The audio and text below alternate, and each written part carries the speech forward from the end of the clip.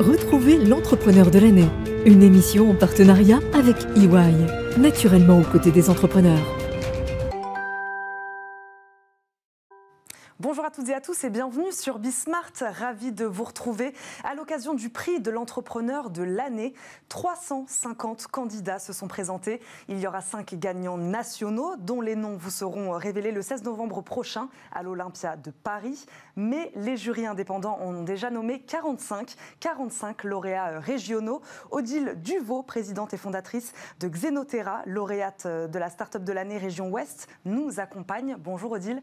Bonjour. Et bravo pour ce prix déjà. Bah oui, c'est une excellente surprise, on est ravis. Super. Xenotera, un petit rappel, c'est une start-up nantaise spécialisée dans le domaine des biotechnologies, immunologie, maladies infectieuses et oncologie.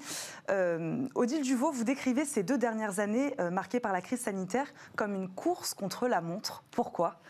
Alors parce qu'on est confronté à une maladie qu'on ne connaissait pas, qui s'appelle le Covid, tout le monde sait ça, et que nous avons une technologie qui était prête depuis 2015 pour lutter contre les virus. Et donc, chez Xenotera, nous étions en mesure de développer très rapidement un traitement. Donc, il a fallu, en moins de 2 ans, pousser au maximum les ressources de l'entreprise, trouver des financements pour arriver à mettre ce traitement quasiment sur le marché, en tout cas à la disposition des patients le plus rapidement possible. Par quels moyens, donc, vous disiez que vous aviez réussi à relever donc, ce défi en mettant plus de moyens, c'est ce que vous nous dites ? Alors, c'était effectivement des choix stratégiques. Il a fallu remobiliser le savoir-faire de l'entreprise, recruter. Donc, on a plus que doublé la taille de l'entreprise en moins d'1 an. Et puis, trouver des financements à la fois du côté du public et des financements publics, j'entends, au niveau régional, au niveau français, au niveau européen, et lever des fonds privés, ce que nous venons de faire avec une levée de 20 millions d'euros. Vous disiez donc que vous étiez ravi, évidemment, de recevoir ce prix, Odile Duvaux. Qu'attendez-vous d'un prix comme celui-ci aujourd'hui ? Écoutez, moi, je trouve que pour l'entreprise, c'est une belle reconnaissance de son travail en tant qu'entrepreneur. Nous, vous savez, un entrepreneur, c'est quelqu'un qui défie les montagnes, qui abat les obstacles, qui croit à ce qu'il fait indépendamment des coups durs et en bâtissant sur les succès aussi minimes soit-il. Et c'est vrai que mon équipe est complètement là-dedans. On est vraiment en mode start-up.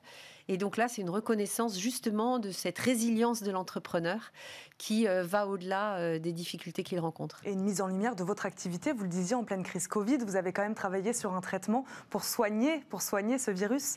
Alors effectivement, ce prix nous met en avant et toute l'année, on a été un peu sous les feux de l'actualité. On est le seul laboratoire français aujourd'hui encore en lice pour développer un traitement contre le Covid qui puisse servir aux patients français et bien évidemment aux autres. Donc le prix de l'entrepreneur met un coup de projecteur sur Xenotera, on est ravis. Vous disiez aux autres, donc peut-être qu'on va parler un peu international du coup avec vous. Vous souhaitez aujourd'hui accélérer l'industrialisation et la production de votre traitement, c'est ça l'objectif ? Oui, alors on est en double phase. D'une part, on est en phase d'industrialisation, c'est-à-dire scale-up, pour pouvoir mettre à disposition le plus de doses possible pour le plus de patients possible. Et on est en même temps en phase de partenariat clinique avec un certain nombre d'hôpitaux partout dans le monde. Aujourd'hui, on a des hôpitaux en France, en Grèce, en Bulgarie, en Roumanie, en Espagne, et on est en train de sortir de l'Europe. Vous sortez de l'Europe. Vous dites, vous avez une ambition, c'est ce que vous nous dites, rivaliser avec les biotech américaines. Comment comptez-vous y parvenir ? Alors notre ambition, c'est de démontrer que ce n'est pas parce qu'on est performant en France qu'on est obligatoirement racheté par des Américains. Effectivement, nous sommes convaincus que nous pouvons avoir une ambition de créer une vraie licorne française qui reste en Europe et qui apporte des solutions thérapeutiques au monde, en plus dans un contexte où l'indépendance sanitaire devient un enjeu stratégique. Ça, c'est important pour vous de rester français ? Alors c'est important pour moi, non pas de rester, dans mon petit précaré, mais c'est important pour moi de démontrer que la technologie ne s'en va pas obligatoirement à l'étranger parce qu'elle est vendue au plus offrant. Et donc, les licornes européennes, il y en a peu, on en parle souvent dans la presse, et grâce à des interventions comme le prix de l'entrepreneur, Xenotera peut continuer sur une ambition qui est de créer un véritable acteur européen, champion mondial de sa technologie, mais restant implanté dans ses terres d'origine. Il faut les valoriser, c'est ce que fait ce prix, c'est ce que vous nous dites. Merci beaucoup, Odile Duvaux, de nous avoir accompagnés, et encore félicitations pour ce prix. Merci beaucoup. Je vous dis moi à très vite sur Bismart pour parler toujours de ce prix EY de l'entrepreneur de l'année.